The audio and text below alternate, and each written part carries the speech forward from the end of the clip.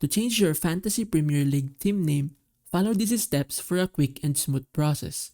First, make sure you're logged in into your FPL account. You can do this through either the website or the mobile app. For this guide, the web version will be used. After logging in, you'll land onto the main FPL interface where you can see your current team setup and other options. Look for the Pick Team option where you'll find your team lineup and current team name displayed. Scroll down to the bottom of this page. On the lower right corner, you'll find an admin section with various options related to your team. Click on Team Details. Inside the Team Details menu, you'll see an input field with your current team name.